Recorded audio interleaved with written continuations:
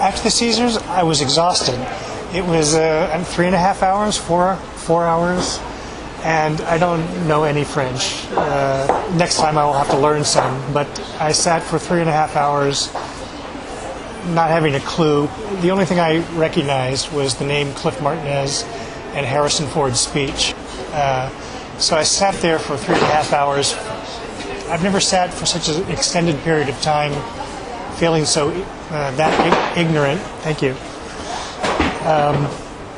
But I was very honored and flattered to be, to be nominated. I have never had that kind of recognition in all the years I've worked in Hollywood. So to have done 2 pictures and have both films nominated for Césars was quite an honor. So it was an exciting moment for me, and I was absolutely terrified that I might actually win and have to go up and speak in front of a crowd in English.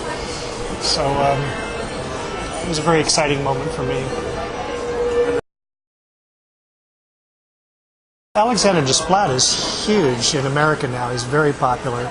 So I'm familiar with his work somewhat. I wasn't familiar with The Prophet. I haven't seen that. And as to the other films, I had no awareness, no knowledge of who the competition was, which is fine, just as well. I don't want to know who beat me, but no, I don't know their work.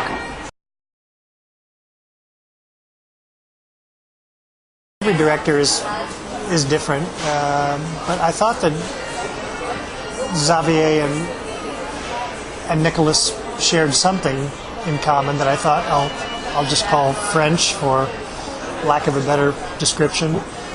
But I thought both filmmakers had a similar approach, maybe almost like Soderbergh, that they were very they didn't have characters that were very emotionally demonstrative. They were very restrained emotionally, and they both wanted the music to be also restrained and not make a big deal of itself dramatically. But I can't really generalize about French directors versus Americans. The films, both Espions and L'Origine, struck me as unique films, in that I saw them both and thought these would never be popular films in America. They're too slow, they're too intelligent, and they give the audience too much credit for having to draw their own conclusions. But both were among my best film experiences, I think.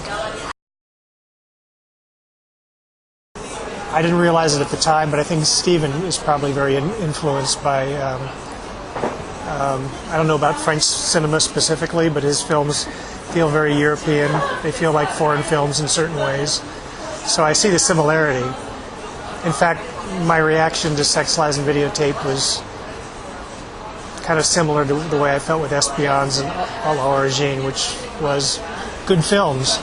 I wonder who's going to watch them. I wonder who the audience is. I thought it would be a very small audience, and was surprised because all 3 films turned out to be very popular. But they didn't strike me as commercial films. Mostly because they were just too...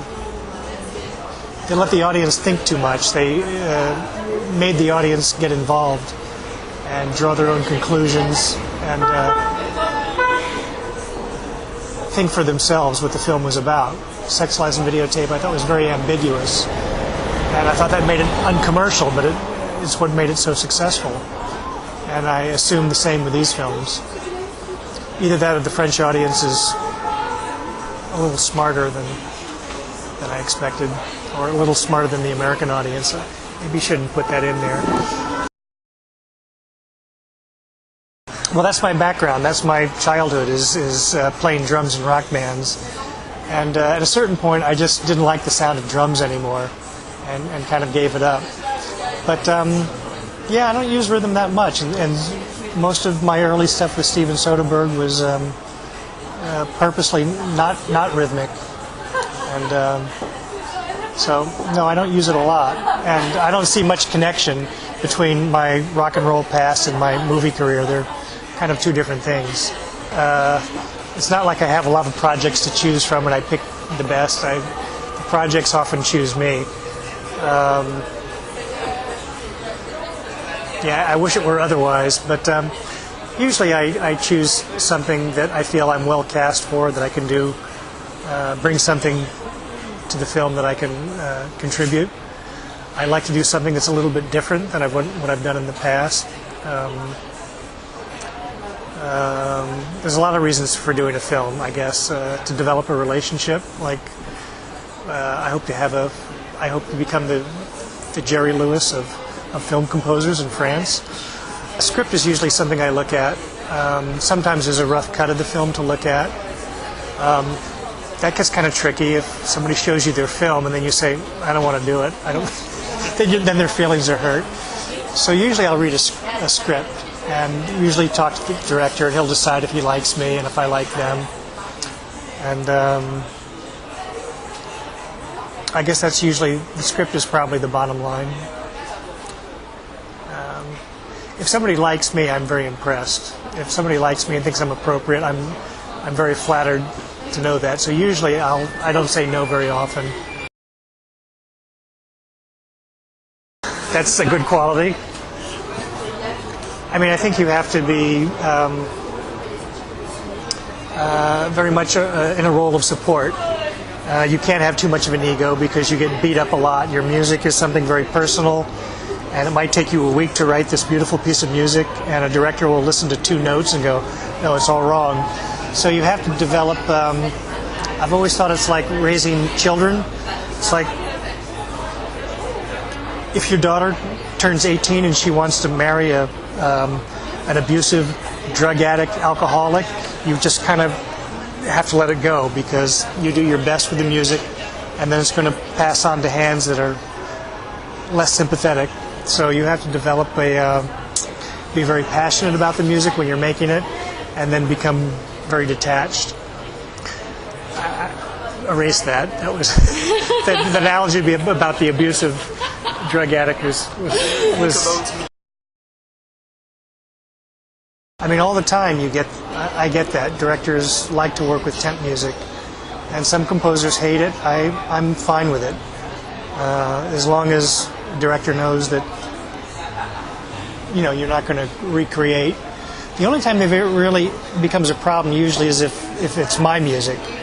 Then they might expect something very, very similar, and they've hired you because you've got that, the sound of Traffic or Solaris, and they want that sound. So sometimes that's tough, but if it's temped with Thomas Newman or somebody else, they know that I can't sound like that. So then it's easier, because I can fail to imitate the music in an interesting way that sounds like me. Whereas if it's temped with me, they want it to sound like me. And sometimes that's hard, because I forgot how I did it. Well, I think I'm not an orchestral composer for the most part. I've done a lot of electronic scores. So to me, most of the stuff, the demos, I guess you'd call it demos, are very, very close to what the final music will sound like. It's only with the orchestra that there's a big change, that you do everything synthetically, and then there's an orchestra. But the music technology has gotten to the point where the orchestral demos that you make with samples and computers are very, very close to what the orchestra will sound like. So there's not that much of a shock. So to me, the demos are preparation for the final product. The demos that I did for A la Origine I thought were so good that I was a little bit nervous when the guys from Europa came to Los Angeles to hear the orchestra, that it might not sound as good. But I was thinking maybe the demo shouldn't sound that good, so that when they hear the orchestra, they'll be very, very impressed. But yeah, the electronic demos are getting scary because they sound so realistic to me, at least the way that I write. I think you can come very close to sounding like human beings. My favorite guy of the last few years has been Louis Armstrong. He's my all-time favorite. Captain Beefheart, who I got to work with, is one of my favorites. Debussy, I like. Ligeti, I like. Those are the symphonic guys. Film score guys, I like Harry Gregson Williams a lot. Thomas Newman, of course. Of the old guys, I love Bernard Herrmann. I think he's the original minimalist. And I grew up on rock and roll. So, the Beatles, Jimi Hendrix, Led Zeppelin, Black Sabbath. Those are sort of the people that inspired me to get into music. So rock and roll is kind of where I came from. Yeah, I like working with other people. At first I wanted to do it all myself. Now I work with other people quite a bit. And what for? What for? Yeah. To make it more fun, to get it done on time, to get ideas when I don't have when I'm uninspired. Originally I played in rock bands, and I wanted to get into film music so I can get away from the collaborative process and do it all myself. And then over the years, I kind of realized that there's a certain synergy between two people that you don't get when you're working alone. So sometimes I like to do everything myself, but I also enjoy working with others. And particularly when I do things that I'm not really strong at, like the orchestra. It's not my background. So when I do something that's very orchestral, I do rely on other people that know the orchestra a little bit better than I do to help flesh things out. And then when you work with musicians also, like I'm not going to sit down and play drums anymore because it's been 15 years since I've really played. I play a little bit of guitar, a little bit of keyboard. But so you collaborate with musicians a lot, and I think it's just a lot more fun.